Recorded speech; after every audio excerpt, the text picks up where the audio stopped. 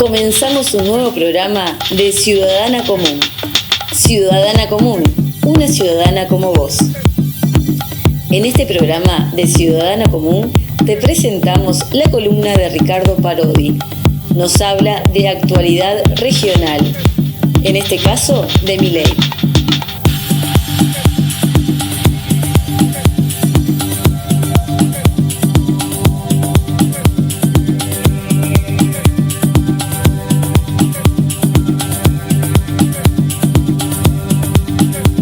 Te presentamos la columna de Nelson Villarreal. Nos habla de inteligencia artificial en su columna Filosofía y Sociedad.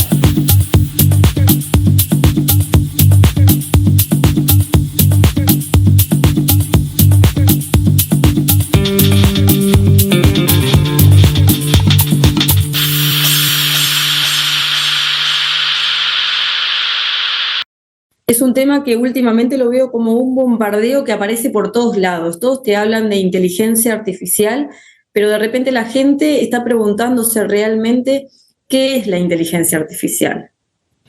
Bien, yo no soy un experto en inteligencia artificial, sino en filosofía política, filosofía de la práctica, y abordo el tema de inteligencia artificial. Pero sí me parece, para situar justamente qué es inteligencia artificial, deberíamos preguntarnos qué es la inteligencia. Es decir, preguntarnos de alguna manera en el proceso evolutivo, ¿sí?, cómo ha emergido la cuestión de la inteligencia en una especie particular y singular como la especie humana, digamos, ¿no? Para entonces entender luego lo que está emergiendo en esta fase de lo que podemos llamar tercera naturaleza, es decir, somos parte de una primer naturaleza, ¿sí?, de la que tenemos en común con los moluscos, con las piedras, con el universo, muchos elementos, ¿no?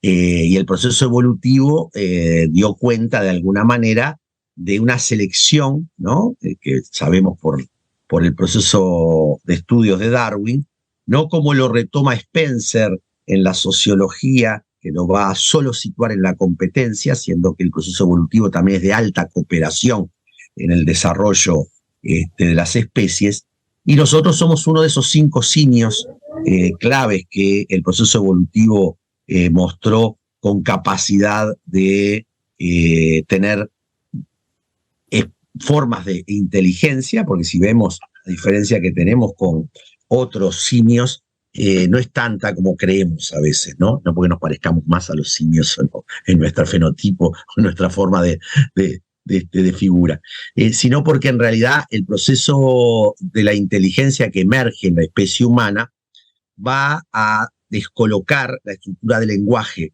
de un vínculo previsible entre emisor y receptor a tener una condición imprevisible, que es lo que hace que la estructura del lenguaje humana dé cuenta de la construcción de la cultura y la civilización, para que todo el mundo tome en cuenta.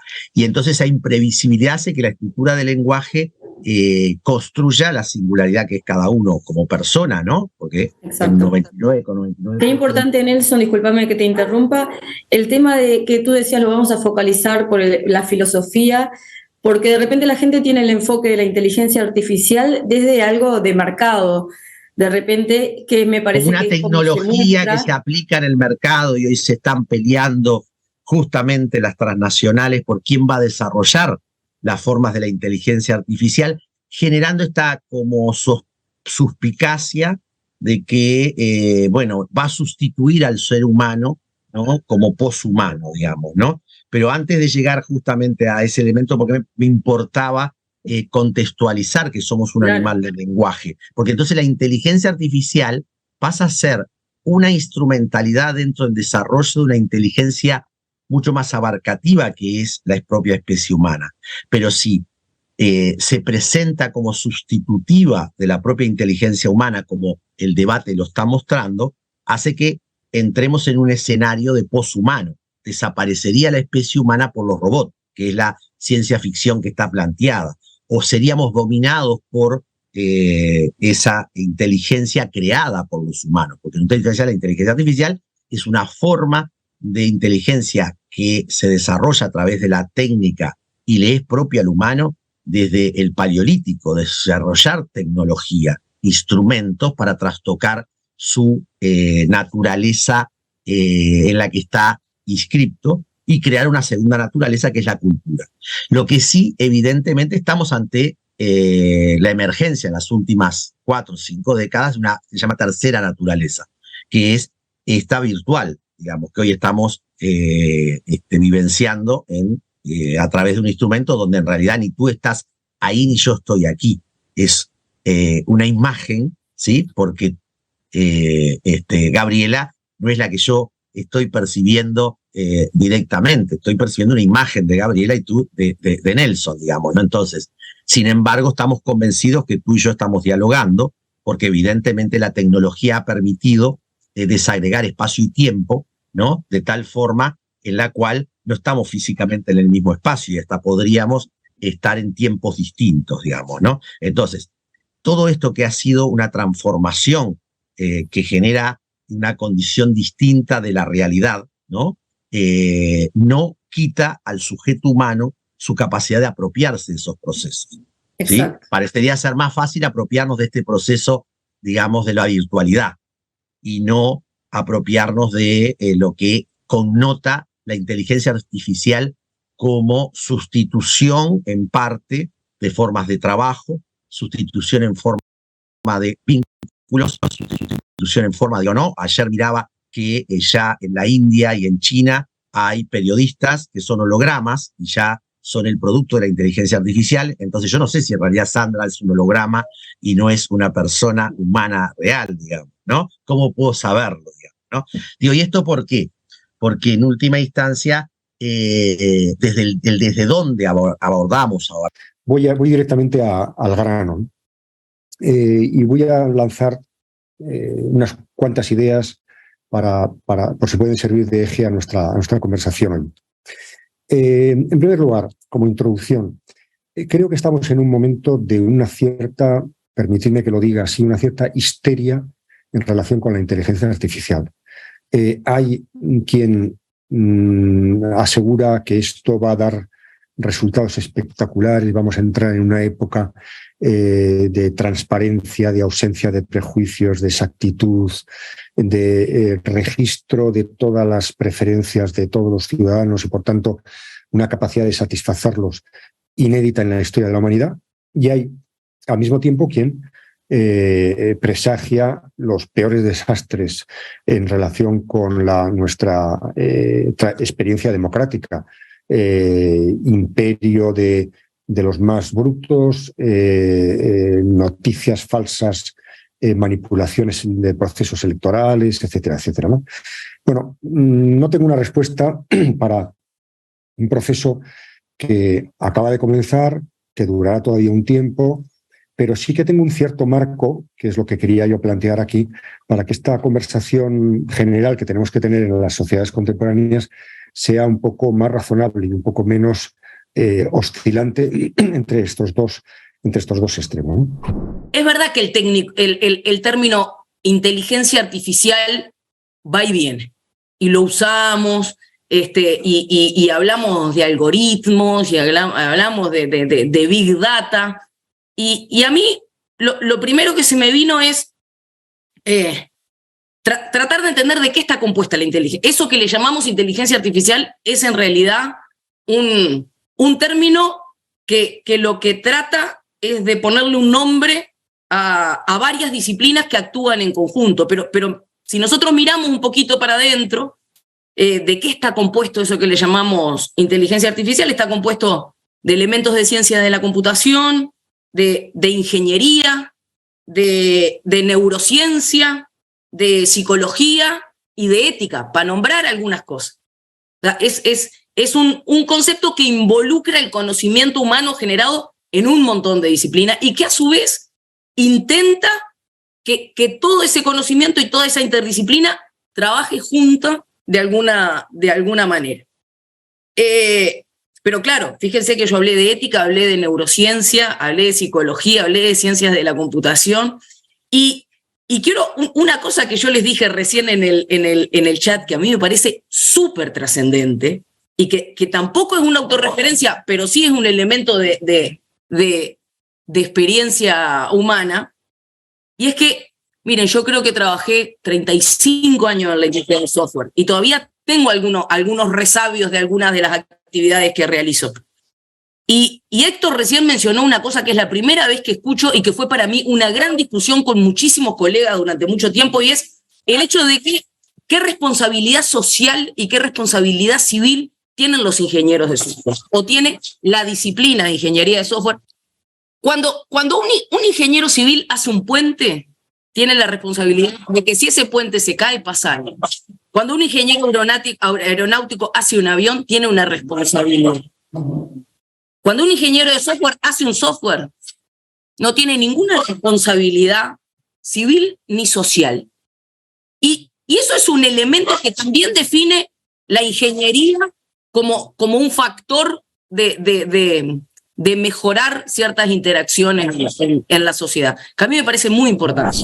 Comprendemos este tema, es sustantivo. Si lo abordamos solo desde la absolutez del medio tecnológico que produce la inteligencia artificial, quedamos sumidos, atrapados en el dominio de esa estructura tecnológica. Si lo abordamos desde 3 dimensiones que son claves, la filosofía como capacidad crítica, la política como la toma de decisiones, ¿sí? Y la ética sobre la valoración que podemos hacer de esta tecnología, nos vamos a encontrar justamente abordando el tema desde una perspectiva que podemos manejar. Pasamos a recuperar la capacidad de sujetos, nosotros humanos, y hacer del instrumento un objeto que tendría que estar al servicio de la humanidad y no a la inversa. Estableciendo una primacía de la democracia sobre el saber, sobre el conocimiento, y a su vez ideamos 1000 medios para que dentro de los expertos hubiera diversidad, para que quedara claro cuál era su rol y cuál no era su función, cuál era la función de la representación popular, etc. Algo similar deberíamos hacer con un conjunto de tecnologías como las tecnologías que asociamos a la inteligencia artificial, que efectivamente ofrecen grandes promesas en relación con temas muy, muy relevantes. Es verdad que esas tecnologías nos van a permitir desideologizar en buena medida ciertos debates políticos. Es verdad que nos van a permitir, por ejemplo, medir mejor los impactos de la legislación en nuestras sociedades. Es verdad que nos van a permitir un mejor conocimiento de las preferencias y de los intereses reales de las personas a los que la sociedad debe servir. Todo esto es verdad. Pero no deberíamos perder de vista que al mismo tiempo que esto ocurre, muchas veces las tecnologías de la inteligencia artificial nos proporcionan teóricamente lo que queremos, y aparentemente no habría nada de malo en trasladar el modelo de las sugerencias algorítmicas en las recomendaciones que utilizamos para el consumo, por ejemplo, al modelo de la política, si no fuera porque el precio de estas prestaciones suele implicar algún sacrificio de la libertad personal. Y claro, aquí ya entramos en un terreno especialmente peligroso desde el punto de vista del ideal democrático. Además, por si esto fuera poco, otro conjunto de problemas que simplemente enuncio aquí tienen que ver con el hecho de que los algoritmos hacen previsiones basadas en los patrones del pasado, es decir, en el modo como nos hemos comportado, cómo hemos expresado nuestras preferencias a través de nuestra movilidad, de nuestra expresión en las redes sociales, de nuestro consumo, ¿no? Es decir, dan demasiado por seguro que el futuro va a ser lo máximamente similar al pasado. Y esto es verdad en buena medida, porque los humanos somos seres bastante continuistas y bastante conservadores, pero al menos deberían dejar una cierta capacidad, suponer una cierta capacidad en los humanos de romper esa previsión, de romper esa previsibilidad, de dar lugar a cosas nuevas. Si pensáramos que la tecnología va a simplemente agregar preferencias individuales y dar la preferencia justa, estaríamos mintiéndonos, estaríamos tratando de llegar a un ideal que no existe en la práctica y en la realidad escamoteando una decisión que es compleja. Desde ese lado me parece que lo que la tecnología nos puede dar, la inteligencia artificial y otros aspectos de las tecnologías de la información, son herramientas para explorar el espacio de decisiones y son sobre todo herramientas para ver cómo implementar las preferencias o las decisiones tomadas, pero que la exploración del qué queremos hacer tiene que hacerse a través de las personas. Por supuesto, las tecnologías mismas pueden ayudar a construir estas herramientas, pueden dar foros, espacios de intercambio, pero creo que el rol de los partidos políticos y el rol de las ideologías tiene que seguir siendo central. Bueno, cuanto más los instrumentos sean desarrollados con características que manipulan más a la sociedad humana, bueno, esto genera un mayor riesgo, porque no era lo mismo que un ejército, un país, un imperio tuviera determinadas armas para dominar, que hoy tenga, por ejemplo, una transnacional, un país, un Estado. Yo creo, ustedes saben mucho más de filosofía que yo, pero en el mundo de la filosofía es como la vida contemplativa, digamos, ¿no? Ese aspecto que genera conocimiento y genera esa reflexión sobre valores que en definitiva después son los que sostienen gran parte del tejido comunitario y no solamente la parte productiva, digamos. Entonces creo que ahí hay una pata bien interesante que se da. La otra reflexión, que es sobre lo que decía Daniel y el aprendizaje del pasado, es que claro, el problema que tiene el aprendizaje adaptativo de la inteligencia artificial es que nos tiene que poner las preguntas sobre la mesa de qué se aprende, de quiénes se aprende, quiénes validan ese aprendizaje. No se olviden que cuando uno entrena inteligencia artificial, cuando la inteligencia artificial se equivoca, le decís, no, eso no era un perro, para que aprenda imágenes de perro, ¿no? Uno le dice, esta imagen es perro, es perro, es perro, es perro, y le dice, esta no es perro, esta no es perro, esta no es perro, y entonces la inteligencia artificial así va aprendiendo cosas, ¿no? Hay una parte de aprendizaje guiado que se maneja así. Ahora, el tema es, ¿quién le dice qué es perro y qué no es perro? ¿Quién le dice, esta persona tiene una apariencia sospechosa y esta persona no? Esta actitud de esta persona es una actitud sospechosa o de violencia o esta no. Entonces, ¿quiénes sancionan? ¿Quiénes validan? Eso también es parte de lo que, en función de qué valores se sanciona o en función de qué valores se valida. Y eso no se genera desde otras disciplinas más que las disciplinas humanas, y muchas veces a lo que voy es con ese conocimiento retroalimentado desde la actividad contemplativa. Y es en ese escenario donde yo quería poner una reflexión más, porque creo que Daniel lo traía y Ana también en alguna de las cosas que dijeron y en alguna de las cosas que decía Héctor también, y es ¿dónde está la oportunidad del cambio? ¿Dónde está la oportunidad del quiebre? Y la oportunidad del quiebre justamente está, creo, en lo nuevo. Y hay una frase que se le adjudica en general a las feministas, iba a decir a las viejas feministas, pero yo no sé ya quiénes son las viejas y quiénes son las nuevas. El horizontalismo del feminismo tiene esas cosas, ¿no? Que a veces hasta la línea de tiempo es compleja de ver, pero hay una frase que es algo así como: no se rompe la casa del amo con las herramientas del amo. Que cuando uno lo mira desde el aspecto institucional, las instituciones no están hechas para cambiarse desde adentro, en general. Las instituciones están más bien pensadas para autopreservarse. Entonces, ¿dónde está la oportunidad de lo nuevo? Y me parece que la oportunidad de lo nuevo está en lo que no está. Está en la generación de lo nuevo, que me parece que está más en el mundo de la generación de valores, de la generación de valores de comunidad. Es que efectivamente, como tú decías muy bien, Néstor, no estamos ante cosas, estamos ante cosas nuevas, pero no completamente nuevas. No es que las mentiras las hayamos inventado nosotros con las fake news. hay un elemento cualitativo que hay que apreciar, pero en los instrumentos con los cuales combatimos la mentira en el mundo analógico, en buena medida, lo digo así para protegerme un poco, en buena medida siguen siendo útiles en el mundo digital, ¿no? Con otra dimensión, etcétera, ¿no? Y luego, muchas veces veo yo en la gente que discute sobre estos asuntos, que habla de los sesgos de los algoritmos como si los humanos no tuviéramos sesgos. Es decir, aquí tenemos sesgos humanos y sesgos algorítmicos.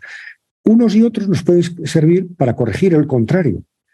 Los sesgos humanos, damos por sentado, este es el discurso habitual, damos por sentado que los humanos tenemos que intervenir para corregir los sesgos algorítmicos. Vale, ok, pero ¿no será también verdad lo contrario?